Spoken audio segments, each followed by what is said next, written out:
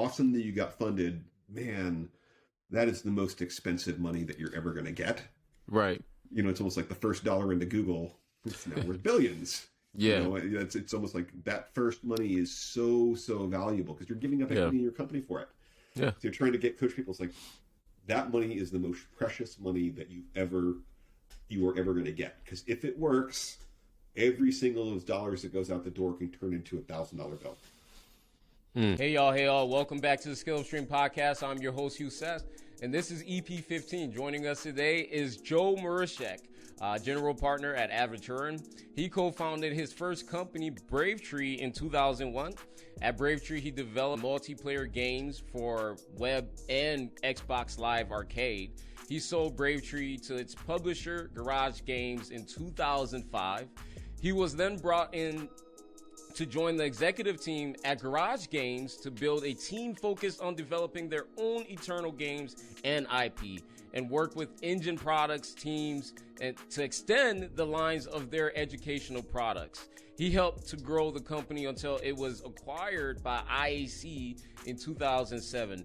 Now, before we dive into this EP, please subscribe, leave a like, and hit the bell. And I hope you enjoy this episode. You co-founded your first company, Bravetree, in 2001.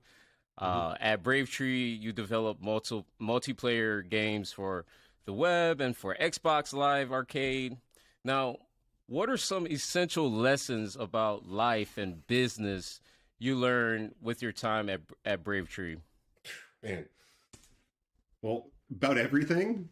So when I first started my business, I actually wasn't a business person. I was actually a video game developer. I was an artist and a designer. Started the business with the belief that the web was going to be big and that games on the web were going to be a thing. Which sounds stupid right now if I say, yeah, playing games on the internet's going to be a thing. In 2001, everyone told me I was an idiot. So the first thing I learned is don't listen to everybody, don't follow the crowd. I had a conviction that games were going to be big on the internet. Luckily, I was right. And then there was everything I learned along the way, which is sort of the other thing. And this goes more broadly to entrepreneurship. I learned everything I needed to know about operating a company by the process of actually learning how to operate a company. Did a lot of things right, did a lot of things wrong, but learned along the way. And a lot of this, it wasn't make or break. You make a lot of small mistakes when you're doing things, but we didn't make any really, really big ones, and then just learned all the mechanics of actually how you run it by the process of doing it. So, and when you think of like that startup plus everything I've learned since, there ends up being 20 years of additional stacked learning that in a lot of micro ways, just from how to negotiate with an insurance person to marketing strategies, you name the thing that you learn about, the micro thing that you learn about. So what I learned is, well, one, you just got to go for it. Two, there's a lot of things you just got to trust that you'll learn along the way. When I meet with early stage entrepreneurs, oftentimes there's this lack of that person's ability to kind of leap into that. They feel like they have to know everything before they even get started.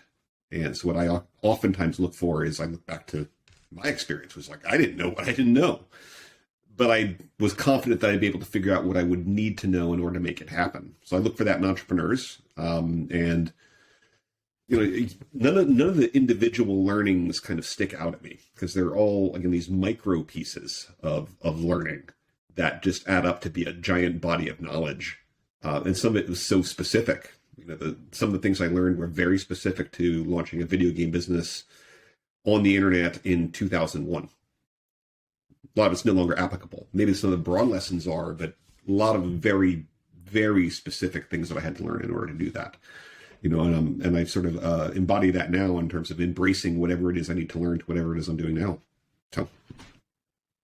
All right. So you've learned these lessons and you've grown and matured, as you said, in the field versus just reading a textbook, right? And that's led you to what you're doing today at Aventurin Capital Group.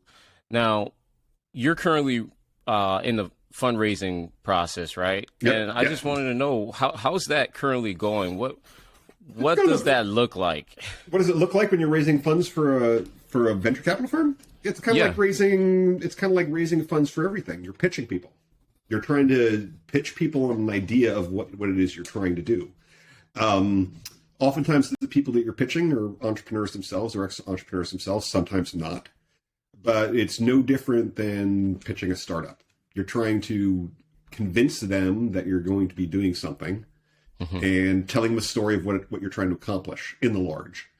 So the process looks like, well, first it's getting people interested. It's getting people interested in this big, big vision.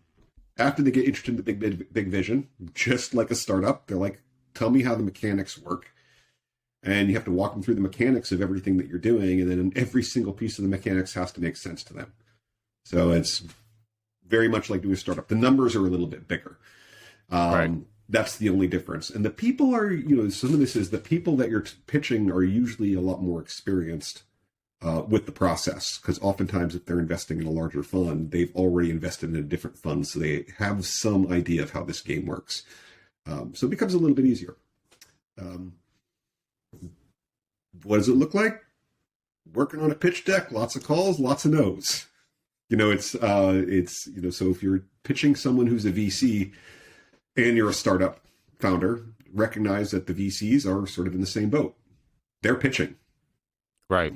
They have a pitch deck. They have a business model. Their business model isn't building a product. Their product is a fund that actually makes money for investors. And they're pitching their particular thesis and approach to a bunch of people with pools of money to invest in them. And it's just as hard and just as annoying. Now, there are certain functionalities within the fund. You have the LPs and GPs, and you're a general partner with this fund here. Now, would you mind explaining that into greater details for us, for those who may not understand? Yeah, so the way this works is that the general partnership of a fund, this is a group of people come together that are going to manage the actual investments. They go out to LPs, limited partners, and the limited partners, what they do is they're placing money with us to invest. Oftentimes we're approaching LPs, they're investing a large pool of money on behalf of a university or a pension fund or a family office for a very, very rich person. And they have lots and lots of investments, and you just pitch them. And when they give you the money, they're not actually involved that much in what you're doing. They're trusting you to take that money and return some of it to them on the schedule that you're talking about in your pitch deck. So they're very, very limited partners. Actually, you talk to them once a year, and mostly you're sending them updates, financial updates about the performance of the fund. But they rely on us to actually manage the investments for them. Is that good enough? Or Yeah. So now I have so many conversations with whether it's a VC, an angel, or just a founder within the startup community, and it seems as if everyone has their own idea of what the path to VC actually looks like. So from someone that's a VC himself, I want to know, what does that path look like? Is it one that you have to go to a Stanford or Yale, or is it one where you have to exit a behemoth or of a company, or what is the actual path? all of the above? I don't know. I mean, it's a part of this is like people ask me. It's like, God, what was someone said to me the other day? I was just like, I responded to him on a Slack message. I said, sorry, I was on a call with the VC. And he's like, dude, every call for you is a VC call. And I was like, what? He's like, dude, look in the mirror. And I was like, oh, shit. You know, excuse my French. Oh, crap. Right. I never thought of myself because I never really intended to go into VC. So I'll say, yeah, there's a couple paths. One is actually you go to Stanford or Yale or Harvard and sort of your intent on becoming a VC. The other one is actually exiting a company and having a lot of money and starting your own fund, and then you become a VC. And the other one is how I did it, which is just organically getting into the process of investing in companies, which was working with startup companies. And some people around the area that I was at and said, man, someone should be running a fund here to help some of these startup companies. Right. And so I actually like, well, man, no one else is doing it. I guess I'll just start a fund. And someone else asked me to join a fund, a friend of mine that I met along the way. So the path to getting into VC is there's never really a linear one. A lot of the people that I know sort of got through it, what I call the third door. You know, so it's the front door, the back door, and there's the third door, and the third door is like climb in the window or you come in some other way. And when you think of becoming like exiting, becoming an exited founder of a company, you don't get it. You don't start a company and found a company to grow a company to sell a company to become a VC. That's Right. something that happens after you exit. And like after you exit, you're sitting around like after 2 years and you're like, bored out of my mind. What do I do? And then you start working with startups and suddenly you're investing and suddenly you're a VC and you don't know. So I don't think there's any clear path to say getting into VC. That's a clear trajectory. It's something that if you get into the space, if it's something that interests you, you'll eventually arrive there. And there's no real way to accelerate the path because a lot of it's just luck. You end up where you end up. But most of the people I know, they entered into it in an organic way, not with this intent, like when they're 10 years old, that they want to become a VC. It's something that just sort of happens along the path naturally, and you just sort of fall into it. And the people that I think are good at it are sort of, to me, the people that I respect the most are ones that are ex-operators, the ones that have actually done a startup, because you actually know what it's like. And that's not discounting someone who hasn't run a startup. It's that those are the ones that I like the best because they actually know what it takes to do a startup. And, again, the idea of doing a startup just so I can become a VC seems kind of like a silly path. So maybe that's a non-answer to the question. No, I think you answered and shared your truth to the conversation there, and I have to agree. I mean, I haven't met anyone that has told me up to this point that they started a company because they wanted to be a VC, right? But it's like this trend where when you look back, hey, yeah, I was a founder, and other VCs I know, they were founders before and they exited or they did something awesome within the space, and voila. So I just see that commonality, and I just want to know, because it's it's a newer path, especially for the younger generation. There aren't many individuals within the venture capital space that are younger than 25, 30 years old, right? So. And so some of this is, I think that if someone wanted to get into venture, and this is more of a reflection or something I notice when I see people that really, that I think would be good at it, they're more systems thinkers. Okay. So these are people that have gone to school for political science or maybe economics and sort of have a broad view of how it all fits together. So when you think of if you're doing a startup, your startup is your whole world. You're trying to solve a particular problem. When you're thinking about venture capital and the process of financing companies or financing innovation, you can't just look at one sector. You have to kind of have this broad view of how all the pieces fit together. You also have to have a long-term view. You raise a fund, it's around for 10 years. Most of the companies that you fund aren't going to exit for 6 or 7. So you're looking at all these pieces and thinking about how the world's evolving and how venture capital is evolving and how investments are evolving. So you have this sort of systems approach. So I think people, if they're generally would enjoy venture capital, they're people that are predisposed to be thinking about either political systems or economic systems, as opposed to being like a very specific coder working on a particular type of technology. And I'm not saying would rule them out, but generally, when you're working in venture capital, this sort of broader view of how everything is working and how it fits together and how it might evolve. If you really, really enjoy that process, you'll probably enjoy working as a venture capital investor. Your investment thesis is towards or favors entrepreneurs with strong and impactful foundational IP. What is an IP, and what specifically are you looking at when we're discussing this? Well, intellectual property. Intellectual property and strong foundational intellectual property. Ideally science-based inventions of a new product or material or approach or an algorithm. Like I don't want to rule out software. And the whole idea here is, based on a patent or a patent plus some other intellectual property, trade secret about how you're doing something that sort of creates a lot of value. Obvious examples of this are like the light bulb replaced candles, so that's a pretty obvious one. Now, so when you think of an intellectual property, oftentimes you're not thinking of a standalone piece. People think of the light bulb, but without electricity and wires and generation stations and all the things that allow a light bulb to work in your house, it's kind of useless. So when we're thinking about intellectual property, we are looking at entire industries and how they all fit together. And when you talk about strong foundational IP, it's intellectual property that's the foundational base of actually how all of these pieces that power large portions of our world work together. So if we could actually find core technology at the beginning or at the early stage of an evolving industry, we want, to invest in that. And oftentimes these things are very early, and sometimes they're not fully fleshed out, and exactly where they fit into the market's not clear yet. Examples of things like, I call it Gorilla Glass, like the glass that's actually on your iPhone is an invention that now is on every single smartphone out there.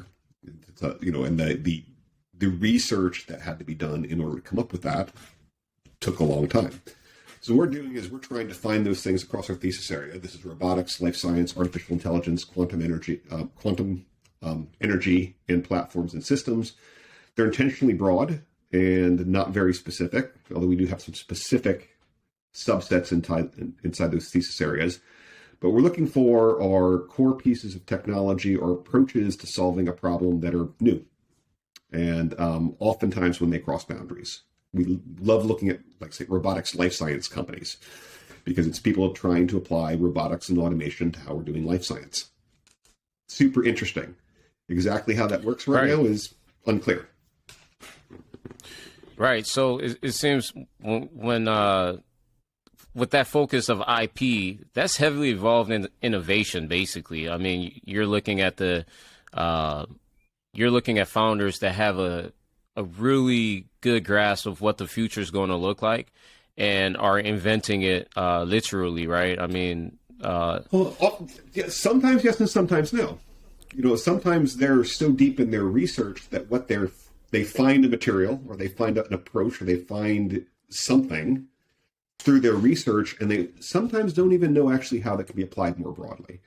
And I think that's what we're trying to bring in, is actually meeting with some of these people that oftentimes have spent their entire life, say, researching a certain type of chemistry, where they have an idea of what it could do, like the immediate use of it, but oftentimes don't see the broader applications of it. So what we're really looking for is the things where we actually can see, like, this will solve this problem that we know exists that you don't see yet. And that's what we'll bring to the table. This known problem, this known block that we see, that we run across something that someone has solved that problem without being aware of it. And often, you said the word founder, because some of these founders, they don't know they're founders. They're a person who discovered something. The right. idea of founding a company to do that may not even be actually something they're thinking about. When I think back to when I first started my company, I think I theoretically understood that people started companies. It's like, of course they did. Like in retrospect, it's like, of course every company started somewhere. But I graduated college, got a job at a video game company. Like 90% of people do, is like you work and you get a job, and you go and work somewhere, and then someone pays you. The idea of why don't you just start something and figure out how to get money for it is not something that a lot of people think about. And oftentimes researchers, they start researching something, they go to college, they're interested, they get their master's, they get their PhD, then suddenly they're working at a university and they're continuing to just do the research that they're doing. And the idea of starting a company is really, like, the thought has not occurred to them to do that. So then how does that deal flow process look like then? If they're not like, in most cases, the founder is seeking an investor. So now, if you have an inventor or someone in the science that's not even looking to start a business, how do you then find them as a VC? Well, so this is the challenge of what we're doing. We're going to actually have to go hunting for them, and some of this is we'll be looking at universities, looking at their programs, trying to connect with those universities, going in, talking to the actual inventors of these things, reading lots of research papers, looking online at some of the activities that are happening. And oftentimes when universities are making breakthroughs, they're announcing them all the time. So we're constantly on the lookout for these things. Some of this is having a broad network of people that are working at universities in their innovation and entrepreneurship departments. So it's just looking around a lot and actually going to seek the deal flow as opposed to waiting for the deal flow to come to us. So we're not just going to sit back and say, come pitch us. We actually know what the problems are in the spaces that we're looking at. So we're going to be like, who's solving for this, or who's solving for this, or who's doing research there. Interesting. That university looks like it's making some inroads in quantum. Let's go talk to them, see what they're trying to solve for. And this is you ask some big questions. Okay, quantum computing is going to be a thing. Writing software for quantum computers is going to be a thing. What do people need to write software? They need a development environment. Is anyone working on quantum development environments? It's a question. Don't know if there's an answer, but it gives us a way to search. So if you start searching for where the problems are going to be, you start finding the people that are working on those things. And oftentimes they're not looking to start a company. They're asking the same exact questions. Or in this case, hey, I'm trying to work with quantum computers. I need a development environment. I need a debugger. One doesn't exist. They make one, for their own purposes. They're trying to debug quantum code. Now, let me ask you something, Joe. Let's say part of this process, I don't know if this is something that you could do or not, but you come across some researchers that highly qualified. They've been in a particular space for a while, and they cross the check for literally whatever it is that you're looking for in someone that you deem to be competent at whatever you're seeking. Would you guys then, let's say, fund someone like this and put a sense of like an objective, or are you looking for someone who's already working and have something? How does that look like? It's going to be a little bit more bespoke. So a little bit bespoke or all the above, So it's not going to be like an accelerator or just a straight fund where it's like, love what you're working on. Here's a check. Goodbye. Come back to us when you've built something. This will be, we're going to go in and say, what do you got and what do you need? And in a lot of these cases we're expecting, we don't know for sure, but we're expecting this to be a research scientist or someone who's built something who has no entrepreneurial experience. Where we'll be like, awesome, we're going to fund you. You are now the chief science officer, emeritus. Go back to your lab, keep researching, patent these things. We're going to bring in a CEO. We're going to start finding someone you get along with who can be your CEO. Let's go on a hunt. Let's try and find the person who understands this industry, who we think can help you build your company. Okay, let's put you guys together and actually come up with an idea. Now let's start trying to hire the rest of the team. So it's going to be a little bit more organic about trying to actually construct an operating company around the intellectual property, as opposed to like saying, quit your job at the university, go out, here's some money, good luck. Hope you find something within the next 18 months so we can fund you again. We actually are thinking a little bit longer term than that. And the process is, it's going to be a new process. Again, it's not, we're not waiting for founders with a checkbook. We will have a checkbook. Okay. But what we're going to be doing is going to find the people that actually have the technology and trying to build operating companies around them, whatever that may be, because they may have access to resources. They may have access to a friend of theirs who's a successful CEO. We don't know that yet. But we're assuming that what they have is some core intellectual property that's backed up by research and not a lot of other things. And we're going to have to bring that to the table. Speaking of checkbook, what's the size of this fund? Well, it's not closed yet. We're targeting 250 million. Once closed. Targeting 250 million. It's like that's the target. So what are primary ways you help startups with your fund, or just as an investor? As an investor, I don't know I help them as an investor, but I think I help them the most as sort of like a mentor. I know when I've talked to people, whether investing or not, I try and give them as much information about what I think about their company as I can. I think the primary way I help most of them is that I've been a founder myself. So I've been through the process of founding a company. I know how lonely it can be. I know how hard it is. So there's a certain bit of empathy that comes from a place of actually knowing the process that a lot of founders, I think, recognize in me when I talk to them, because I've been through the process. Being a founder in a lot of ways kind of sucks. You're starting something new, and most of the people that you used to hang out with don't understand it. Oftentimes they call you an idiot, as I was called back in the day. The people that are supporting you, your family, your parents, they actually don't understand what you're doing. It can become very, very isolating.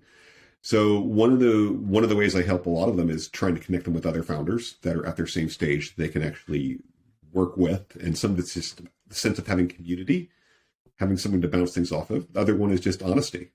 I try to be the person that's just giving everyone sort of this, not the rah-rah speech, but like the straight, here's where things are at, and here's what you have to work to solve. But that's primarily how I do it. I think a lot of the ways as an investor, and this has been, I don't want to say strangely challenging for me. Sometimes people meet with you and they're saying, hey, I need money for X. And they're so immediate in terms of their needs for money that they don't understand, again, this long chain of things that has to happen in order for the company to be a success, which is not just, I need money now for this thing. It's money now for this thing, then money now for the next thing, then money to scale the company, then money to go, nationwide, then money to go global. And all the things along the path, they're just not there. And sometimes it's their lack of knowledge about all the steps that come after and mistakes they're making in the now, just because they don't know the following steps, they're just totally unaware of them. So oftentimes I spend my time illustrating sort of all the steps that are going to have to happen along the way in order for them to be successful, just so they're aware of the things that were in their blind spot, so they can incorporate that into their planning, so they can actually come up with a plan that's actually going to work. So there's a good portion of my time that's spent talking to people about sort of those particular issues. But oftentimes it's just saying, okay, what are your comps and your capital ladder in this area? What do they look like? And they're like, what are you talking about? I'm like, okay, let me explain this whole pipeline that you're going to have to go through with, draw this diagram out where I'm showing the stair steps of how they have to have funding, and I pull up some comps to their industry and sort of show them like, your valuation should be this in 2 years. What's your plan to get there? And they're like, oh my God, you're telling me all this useful information. Like, the information's out there. They just didn't know they needed to have that information. And once you give it to them, they're now knowledgeable. That's not just, I have a product, I need to build it. It's, I need to actually come up with a plan to how to get funding that's actually going to work. And it's not just dreamy. It's not just, I need money. Some of the times it's just actually re-explaining to them. It's like, yes, you need money. Investors are investing money on behalf of other people, and they need to return money for them. So they're looking for a growth in that. So understand the business model of a VC is to return money to their investors. Their job is not to give you money. Their job is to grow money for rich people. Right. So you have to recognize it's like, yes, you need that and you want it. That's great. My job is to invest money for rich people and turn it into a larger bucket of money. It's a small bucket of money, turn it into a larger bucket of money. Yeah. That doesn't, and if the entrepreneur recognizes that that's my job, then we can work together. If they think my job is to give them money, then it's like, that's not my job. My job is to grow money. So I think when I'm helping entrepreneurs, a lot of this is sort of pulling back the curtain, or wiping away the fog, to say, this is how this works, actually. Like, this is how this whole industry works. And if you understand all the pieces and how they fit together, then you might have a chance at playing in it, Yeah, and we see this often at pitch nights, or demo events or whatnot. And founders will come in and they're discussing the product, or everything but the business case. How can this investor make money, right? What is the business case here? And we start our events by mentioning, hey, focus on the business case, not necessarily the product. We could discuss the product later. Obviously you want to learn a little bit about it, maybe a couple sentences, but then the focus is just the product. And never, hey, founders would often even forget to mention that if they have a team, and the worst thing that I see sometimes is we get to asking questions, then it's, oh yeah, we've started making sales, and we have people using the product, and it's like, that's not your pitch. That's the most important part of the pitch. And that matters, right? So, some of this is like, that's what I bring to the table a lot, is just saying like, hey, and I've had those meetings where people pitch me and I'm like, yeah, it's a product, great. I'm not your customer for that product. What do you want to talk about now? They're like, you don't like our product? I'm like, I have no opinion on your product. It's not a product I would use. Sorry. Right. That doesn't mean it's bad. That means I'm not your customer. Yeah.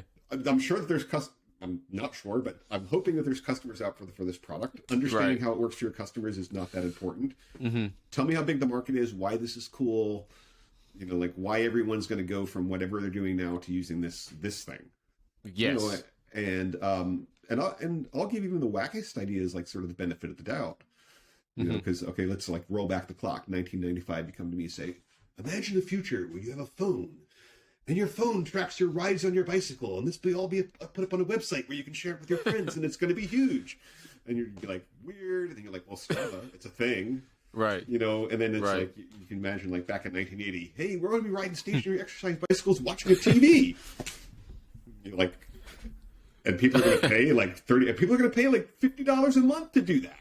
And you're like, people are going to pay $50 a month as a subscription fee to ride a bicycle, and a stationary bicycle. And you'd be like, you look at the entrepreneur, you're like, cuckoo. Yeah. And yeah. in the present day, particularly post-pandemic, I mean, like, and Peloton's having some problems right now, but now people nowadays would get it. So it's and this is more of the you have to understand the product, but I want to see that the entrepreneur understands what's going on in the world and why their product is meeting the world where it is today and why it's going to be successful. Right. And one thing I love, Joe, is that correction earlier when I asked you as an investor, how are you helping startups? And you basically corrected me with saying you're a mentor, right? And I think that that's a forgotten piece. That's not a perspective that is looked at oftentimes by founders. It's not just about the money, right? But this guy, Joe, has a network and he has information and has built a business before. So much value that is overlooked. And we're often just looking at the money versus other value, right? And the money is just a resource. To me, it's like, how do you help? And so it's like if someone looks at a VC and says, how does a VC help you? And all they are is a pull for money.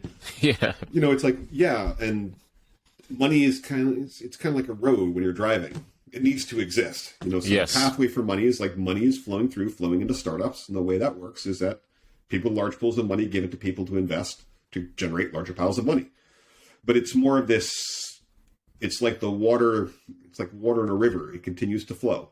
Right. It doesn't tell you how to navigate the river. It's just like saying a VC gives you access to the river. It's like, good VCs, good mentors help you navigate the river. Right. Jumping into that river and getting dashed on the rocks almost immediately, if you don't know what you're doing, is almost a near certainty. Yeah. So it's like that's the value that anybody in the investment world can give you. And if you approach it like that, where it's like, yes, they will allow me access to the stream of money, and they're trying to coach me. Like, here's how you get access to the stream of money. Yeah. And if you just ignore them and say, just throw me in the water, they're going to be like, Now all of a sudden the founder has $5 million check, and they're spending 100,000 of that on an office building and all sorts of things that are irrelevant to actually gaining traction, right? So a giant funding party. Woo, we got funded. Spent $250,000 on a party. And it's just like, no, that's not how it works. And this is some of the things where you're like, awesome that you got funded, man, that is the most expensive money that you're ever going to get. Right. It's almost like the first dollar into Google, it's now worth billions. Yeah. It's almost like that first money is so valuable because you're giving up equity in your company for it. Yeah. So you're trying to coach people. It's like, that money is the most precious money that you are ever going to get. Because if it works, every single of those dollars that goes out the door can turn into $1,000 bill. Protect that money. Yes, use it when you have to, but think about every single dollar of that is like $1,000 bill. Right. In terms of future value. And so so some of this is just trying to help founders by reframing some of the way they're thinking about it. And it's difficult because a lot of founders, I know exactly where they're at, which is just like, yeah, I know you want me to think long term. I know you want me to think of every dollar as $1,000. I'm hungry. I don't know how I'm going to pay rent. I'm like, yeah, I've been there. But it's balancing those two worlds where you're making rational decisions. No one's suggesting you starve yourself to death. No one's suggesting that you live out of your car. But we are also not suggesting that you go buy an airplane or a boat with your first round of money. It's make rational decisions about what the future value of what you're building could be.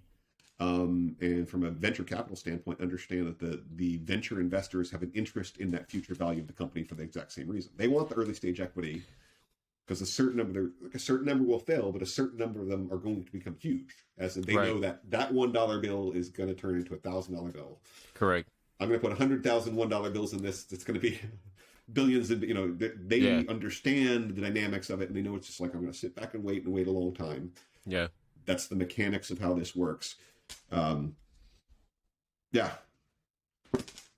Yeah, so no airplanes. You could still you don't have to start flying private right away once the check drops, right? Exactly. That's the idea. Well, Joe, it's been a pleasure having you on the show. What's a great way to reach you? Do you have a social media handle that you'd like to be reached on, or email? On Twitter. Just on Twitter. My last Twitter. name, JoeMaruschak, and then you just search for me. Find me on LinkedIn. You can find my Medium. I write a lot about startups, and I put all those articles up on Medium. Okay. To all the people that are watching this, perhaps someday we will cross paths, and I will be able to help you in some small way. Either by way of investment or by connecting you with someone that will invest in you, or just reading if one of my articles that I've written helps you in some way. Hopefully that could be useful. So awesome. Thank you, Joe. Pleasure having you on. Thank you.